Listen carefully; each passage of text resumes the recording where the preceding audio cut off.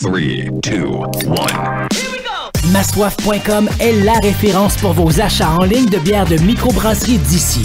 Massoif.com, une épicerie virtuelle qui vous propose des produits 100% locaux et une expérience de magasinage en ligne unique. Nous offrons la livraison quotidiennement sur presque tout le territoire de la capitale nationale et sur la rive sud de Québec. Encourageons local avec massoif.com. Choix 98.1 Radio X. On a Éric Duhem avec nous autres. Il est le candidat pour devenir, un des candidats pour devenir chef du Parti conservateur du Québec.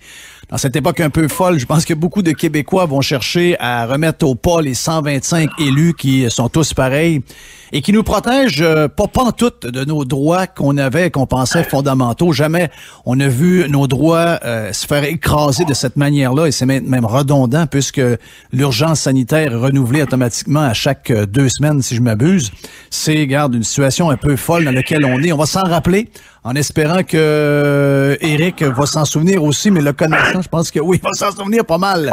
On a Éric, on le salue dans le Mardi Gras. Éric, on y va avec le tweet de François Legault hier sur les restaurateurs. C'était spécial, tu te demandais si c'était un vrai tweet. Tu te demandais s'il n'avait pas été hacké. Puis après vérification, il y a vraiment quelqu'un, je sais pas si c'est lui ou un membre de son équipe a écrit ça, mais ils ont fait un genre de tweet un peu... il y avait un fond de sarcasme.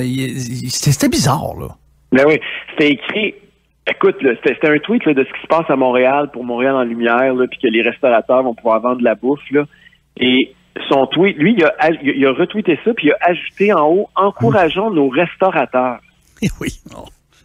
Là, je me suis dit, moi aussi, j'ai eu le même réflexe que toi, Jeff. Je suis allé voir, je suis repesé, je suis retourné, j'ai regardé les commentaires, je dis, voyons, ça se peut pas, c'est un vrai tweet. J'ai attendu comme 1 heure. Je me suis dit, il va l'effacer. Puis non, il l'a jamais effacé. Il est encore là au moment où on se parle. Encourageons nos restaurateurs. Ça, c'est le gars qui a fermé tous les restos du Québec depuis le 1er octobre sans aucun avis de la santé publique qui recommandait de faire ça. Au contraire, le docteur Arruda nous a même avoué que lui, ça venait pas de lui pantoute. Et c'est le gars qui est le pire confineur du continent pour les salles à manger des restaurants. Il n'y a aucun autre endroit, cherchez-en pas un autre endroit en Amérique du Nord, là. Il n'y a personne qui a attaqué qui s'en est pris aux restaurateurs comme lui. Puis je vous rappelle aussi qu'il nous a jamais fourni un chiffre sur combien de personnes se sont infectées, se sont contaminées dans les restaurants du Québec par la COVID-19 depuis le début de la crise. Là. On n'a jamais eu un chiffre. On sait qu'il y a plein de restaurateurs qui ont investi des sommes astronomiques pour les plexiglas, le Purel, les séparations, les 50% de restaurants seulement qui est utilisé, etc. Malgré ça, ça fait des mois qu'ils sont fermés. Puis lui, il tweet « Encourageons nos restaurateurs ». Il rit du monde. C'est pas... je vois pas d'autre chose. C'est de l'arrogance, c'est baveux. Je sais pas c'était quoi son but. C'était certainement pas d'encourager les restaurateurs. La dernière chose qu'ils ont besoin, c'est de lui. Je sais pas c'était quoi le but, l'objectif, mais la population est pas folle. Est-ce que c'est lui? Est-ce que c'est lui derrière son compte Twitter? C'est qui gère ça? Non, c'est pas lui. Parce que c'est pas lui? Non, c'est pas lui, j'en suis convaincu. Attendez, là, moi, c'est pas clair que c'est pas lui. Parce que c'est le genre d'affaire que c'est très sensible, là, tu peux pas mettre n'importe qui là-dessus, là. Tu mets pas un stagiaire qui commence à tweeter n'importe quoi, là, quand tu as le compte du premier ministre, là. Il faut qu'il y ait minimalement quelqu'un de senior autour de lui qui revive systématiquement tout avant que ça soit mis en ligne. Même chose pour son compte Facebook. C'est la même chose sur sa page Facebook. Il faut que tu peux pas laisser ça. Les réseaux sociaux aujourd'hui sont tellement importants. Tu peux pas envoyer quelqu'un parler en ton nom. Là. Quand c'est écrit sur sa page Facebook ou sur son compte Twitter, c'est la parole du premier ministre. Là. Parce que si c'est lui, Éric, il a manqué son coup. Il y a 981 messages. Puis si tu fais le tour un peu des 980 messages, des insultes. C'est pas fin, là. C'est pas fin du tout. Là. Moi, je regardais tantôt, j'en ai su un des 980 qui a répondu au premier ministre pour lui dire qu'il devait effacer ça puis qu'il s'attaquait que ça avait pas de bon sens. Et j'ai eu je pense que j'ai eu 5 fois plus de likes. Puis j'ai commencé son propre tweet. Que son propre tweet à lui. Là. Oui. Ça vous démontre comment la population, elle l'a pas trouvé drôle non plus, là, qu'il commence à rire. J'ai les chiffres canadiens jusqu'au 9 janvier, depuis le début de la crise de la COVID. On sait, on a vu les chiffres fournis par le gouvernement du Canada qui nous montrent que ces gens-là nous nous demandent des sacrifices qu'on n'a pas besoin de faire. Là, on le voit dans les chiffres. On a les chiffres canadiens. À défaut des avoirs du Québec, on peut faire la règle de 3, même si on est habituellement la moitié des cas. Donc, on peut au moins diviser par 2, un des deux. Là. Ben, prenez ce que vous voulez, mais ça va arriver pas mal dans les chiffres qui vont nous montrer qu'on est pas bon pantoute. Mais si je regarde au Canada au complet, il y a eu 547 éclosions de COVID dans les restaurants et dans les magasins de retail. C'est tout dans la même affaire, là. Donc, 547 éclosions. Une éclosion, n'oubliez pas que c'est deux cas. Là. C'est pas 25 cas, c'est 2 cas. Il y a eu de ces 547 éclosions dans les restaurants, les places pour prendre un verre et les magasins de vente. Il y a eu 1735 cas positifs au Canada depuis le début de la COVID. Il y aurait eu, à partir de là, 3 morts qui sont liés à des cas reliés soit à des restaurants, soit à des bars, ou soit à des magasins de retail, des magasins qu'on magasine. Là.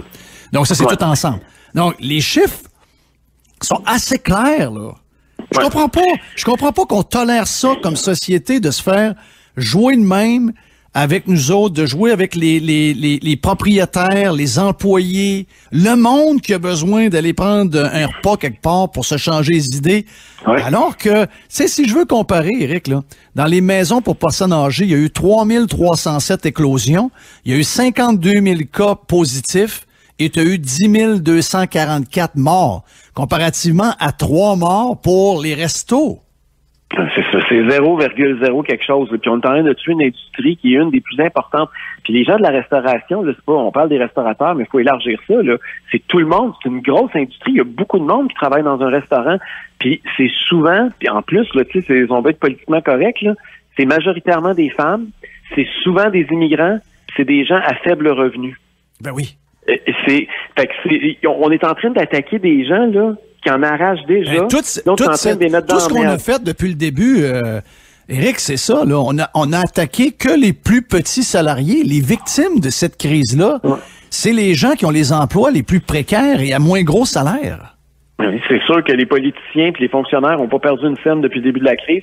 Je disais que les 15 plus grandes fortunes, les 15 plus grands milliardaires au Canada depuis le début de la crise ont augmenté leur fortune de 30 30% de plus. Ils sont milliardaires.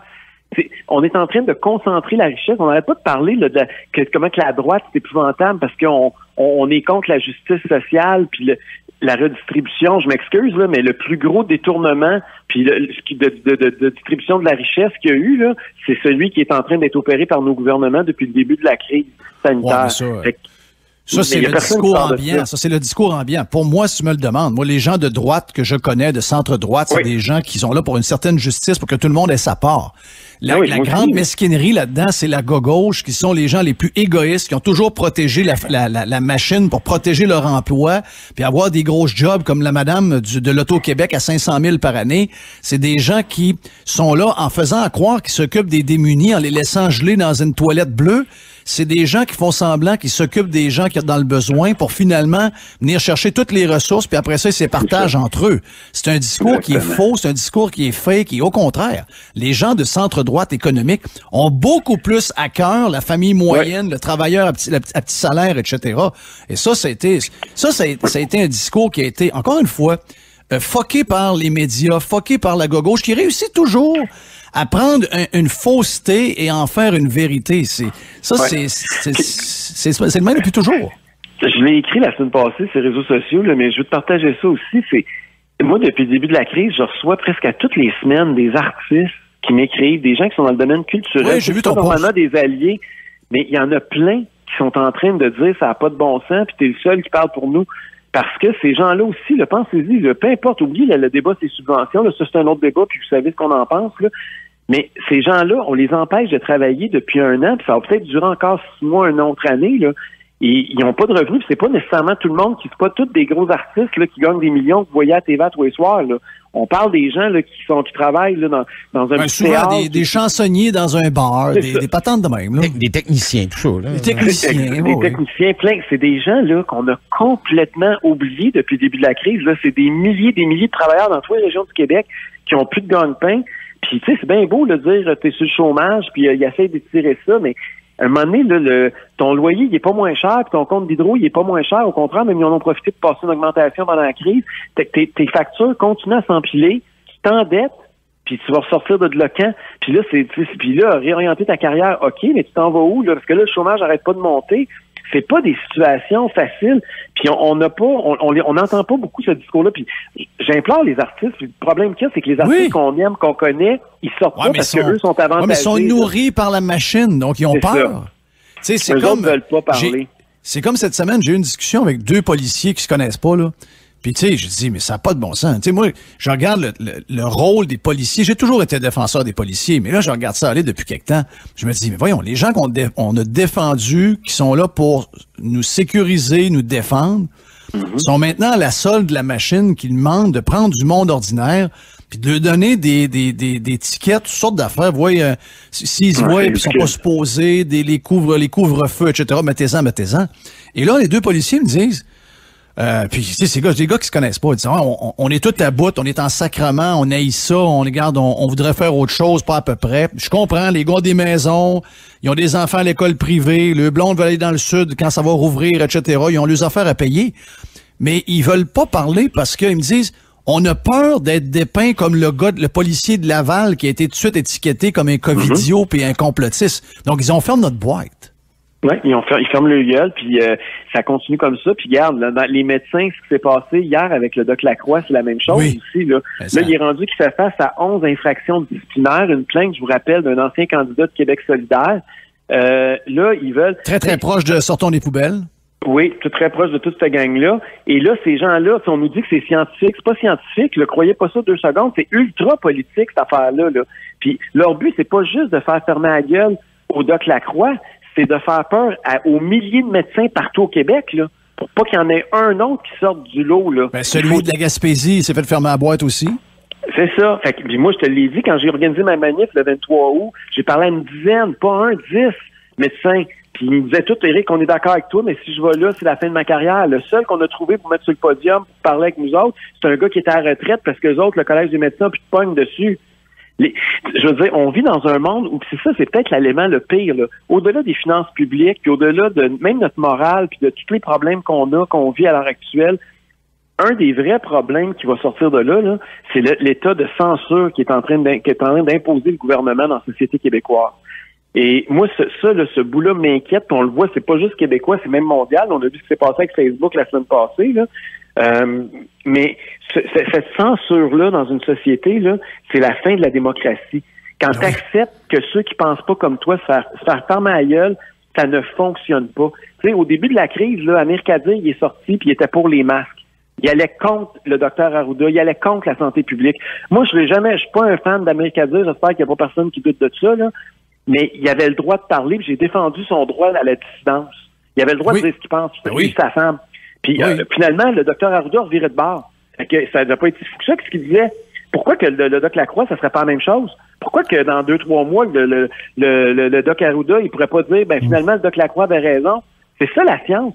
C'est qu'il y a des antithèses, puis constamment, on évolue dans un débat, puis il y a un échange, puis qu'on apprenne nos pratiques, puis on change en fonction de ce qui est le meilleur.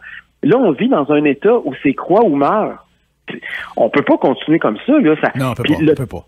Le pire, c'est... Puis l'autre affaire qui s'est passée cette semaine, puis j'espère que tu en as parlé hier, là, mais moi, l'affaire là, que les avis écrits de la santé publique seront pas rendus publics, là, c'est venu me chercher au trip. Ça, c'est un autre problème de censure. Déjà que depuis le début de la crise, on a appris que la cellule de crise du premier ministre, là, les 18 personnes qui se réunissent pour prendre toutes les décisions sur notre confinement, le couvre-feu, puis toutes les mesures sanitaires abusives, déjà que ces gens-là se réunissent, qu'il n'y a pas de procès-verbal, puis il y a très, très peu de notes écrites, puis on se demande s'ils n'ont pas fait exprès, justement, pour pas être imputables des décisions qu'ils sont en train de prendre. Mais en plus, on avait appris qu'il y avait des notes écrites qui avaient été transmises par la santé publique à la cellule de crise. Et Thomas Gerbet de Radio-Canada a fait une demande d'accès à l'information. Puis hier, il a écrit un papier, le résultat de ces demandes d'enquête, et le cabinet du premier ministre, le bureau du premier ministre, refuse que ça soit public, alors que le docteur Arruda a dit qu'il n'y avait pas de problème, que ça pouvait être... Mais il avait dit qu'il allait faire de la politique autrement, Monsieur Legault. Ben oui, il nous avait pas dit que ça allait être que les libéraux. Il avait oublié de nous dire que c'était moins transparent que les libéraux. Quand il gueulait que les libéraux, c'était la transparence, c'était pas bon. Il avait oublié de nous dire que lui, ça serait encore pire. Mais écoute, c'est grave, là. Il y a des notes écrites de la santé publique qui font des recommandations, puis François Legault ne veut pas que les médias puis le public aient accès à ça. Puis la dernière fois qu'on a entendu parler d'un avis de la santé publique, il avait dit qu'il fermait un restaurant le 1er octobre, puis on a appris par la suite que c'était pas la recommandation de la santé publique, là. Alors qu'il nous dit qu'il suit toujours les directives de la santé publique. Ben, c'est parce qu'ils ont peur qu'on découvre que c'est tout croche. C'est ça qu'ils ont peur. Moi, je pense pas qu'ils ont peur de donner l'info parce que ça doit être très fling-flang, ça doit être très amateur, ça doit être souvent aussi des recommandations puis que le politique est allé à l'inverse, ça c'est clair. Mais c'est surtout qu'on va découvrir en fouillant beaucoup, ce qu'on sait sur comment le Québec est mené, des affaires tout croche, des affaires sa gueule, des napkins, coin d'une table, des napkins à grandeur. C'est ça qu'on va découvrir. Mais en même temps, s'il y avait rien à cacher, il nous les sortirait. On comprend, moi, j'ai été en politique assez longtemps pour savoir que si t'as rien à cacher, t'as aucun intérêt à ce que les gens disent que tu manques de transparence. Pas qu'à dire. Arruda l'avait dit quand on a demandé le peu de documents que vous avez, est-ce que vous êtes prêts à les sortir? Il a dit oui. Il a dit oui. Il n'y en avait pas de problème. Donc, c'est le gouvernement. C'est ça. C'est le gouvernement parce qu'on découvrirait aussi que François Legault nous ment depuis le début, c'est-à-dire que les avis de la santé publique n'en tient pas compte, puis que c'est des décisions ultra politiques, puis que ce qui compte, c'est pas les avis de la santé publique, c'est les sondages, puis c'est ce que ces experts en communication ils disent. S'il y avait des petits oiseaux, Éric, là, oui. La vérité, c'est que la majorité des patentes qui sont décidées, là, mon feeling personnel, OK? Mon feeling personnel, c'est que la majorité des décisions qu'on subit ont été décidées dans la cuisine chez François Legault entre lui et sa femme. Hein? Moi, je pense même pas que c'est les 18 autour de la cellule de crise, toi, là. Plus simple que ça. Moi, quand je le disais bien avant qu'il y avait la COVID, j'ai déjà dit à François Legault, personnellement, à un moment donné, à mon bureau, j'ai dit, tu devrais en sortir plus souvent, c'est elle qui a du gaz. Parce que lui, souvent, il est endormi. Elle a du gaz, elle a. Ben, t'en connais, je pense, un peu, tu l'as déjà rencontré. Tu sais, c'est une femme qui a de l'allure, c'est une femme intelligente, c'est une femme qui a... Mais moi, je pense que ça se passe bien plus chez eux que dans les réunions avec les 18 men qu'il y a là. Ben, peut-être, mais si on avait ça public, au moins, on le saurait qu'est-ce qui se passe. C'est pas normal que les plus importantes décisions sur la santé des Québécois, sur l'avenir économique du Québec, se prennent sans qu'on sache qu'est-ce qui se passe. Puis si le bilan, il est désastreux, il faut se le dire, là, au Québec, c'est pas parce qu'on a un beau bilan, là, il va falloir qu'on apprenne de ces erreurs-là. Sauf que là, si on n'a pas accès à rien, comment on va faire pour apprendre des erreurs qui sont passées quand on ne sait même pas si c'est passé? Exact. Ben oui, mais c'est déjà avec le peu d'infos qu'on a ramassé, déjà, c'est catastrophique, ça, c'est clair. Hey, avant de te laisser, Éric, j'ai un médecin qui m'écrit, qui est un médecin que je connais, qui me dit, parce qu'il m'envoie l'article du docteur François Marquis, qui a la piqûre des médias, qui a l'air d'un gars pas très en santé en passant, qui est dû peut-être pour du repos, mais peut-être que de taper sa tête des Québécois tout le temps, continuellement aussi, c'est peut-être pas bon pour la santé. Mais le médecin en question m'écrit, lui, la femme à qu'à dire, Mathieu Simon, plus capable. Lâchez les médias, puis venez nous aider à travailler. Les cas diminuent depuis 10 jours. C'est pas les fêtes, c'est pas les touristes. Oui, ça prend quelques jours de plus pour que les soins intensifs baissent. On est à 5-6 jours d'avoir des bonnes nouvelles pour les soins intensifs. Puis il me dit, by the way, si Marc Lacroix est dans le trouble avec le Collège des médecins, comme médecin, j'ai entendu la majorité de ses interactions. S'il y a besoin d'appui, je suis là. Wow, mais j'espère qu'on va s'en rappeler. Puis ça, là, puis je veux finir là-dessus, Jeff, là, tu sais, ça rejoint souvent notre philosophie politique de base à toi et moi. Là, quand on parle de la gauche et de la droite, là, les gens pensent que c'est le plus ou moins d'État, puis c'est vrai que c'est en partie ça, là. Mais il y a tout cet aspect-là aussi de la tolérance puis de l'ouverture qui est une grosse différence, puis on le voit présentement. Je t'ai parlé tantôt quand Kadir il a ouvert sa trappe, qu'il y a des gens comme moi qui l'ont même défendu. Marc Lacroix, il s'est fait rabrouer par Québec solidaire. Il y a combien de gens dans Québec solidaire qui en ont contre Marc Lacroix parce qu'il est dans le privé en santé puis que les autres sont contre ça? Ben, écoute, GND veut s'emparer des cliniques privées pour les rendre publiques. Ah oui, c'est du fascisme. On est dans le fascisme. On est... Obliger les gens. C'est comme toi, si Jeff, d'un matin, là, il t'obligeait à aller travailler à Radio-Canada de force. Oui. C'est fou, là. Il parle de ça dans les médias comme si c'était une nouvelle banale. C'est très grave d'insinuer une patente de même. Ils veulent les perquisitionner, puis les sortir de leur clinique, puis les amener dans leur réseau public, dans leur protocole qui marche pas. En même temps, ça fait très Québec solidaire. C'est nationaliser, ramasser tout ce qu'ils peuvent. Puis, oui, mais il y a des fois... On est dans la censure, là. Trump a dit des affaires moins pires que ça, puis son compte a été fermé. Là, on est dans le fascisme. On est en train de vouloir s'approprier des business puis des employés d'un secteur X, puis dire, à partir de maintenant, on vous transforme en employés de l'État. Ouais. C'est juste les PQ qui font ça. Ben, Voyons donc. C'est le parti qui a parlé de nationaliser les banques aussi. Là, c'est oui, c'est ça. C'est sûr que c'est dans la lignée de Québec solidaire. C'est pas idéologiquement complètement hors track par rapport à ce qu'ils font d'habitude, mais ça démontre l'intolérance. Il y a un bout là-dedans. Ce que je veux montrer, là, c'est comment ils sont, leur vision, comment ils sont dogmatiques, sont prêts à dire à du monde, là, vous autres, là, on va vous sortir de vos entreprises, on va vous obliger à travailler pour nous autres, puis sont prêts à dire à d'autres mondes, parce que vous êtes dans le privé, parce qu'on vous aime pas, on veut vous faire fermer la gueule. Moi, c'est ce bout-là, là, avant d'être un gars de droite, moi, d'abord et avant tout, ma valeur la plus fondamentale dans la vie, là, c'est qu'on est des démocrates. Puis c'est un gros acquis, c'est un gros précieux acquis qu'on a au Québec. On s'en rend peut-être pas compte pour toutes sortes de raisons, parce que ça fait trop longtemps qu'on l'a, puis on le chérit pas assez. Moi, j'ai eu la chance d'un peu voyager dans le monde, puis de voir des pays où ça fonctionne pas. Puis je remarque aujourd'hui, de regarder aussi la censure sur les réseaux sociaux. On est des fat cats.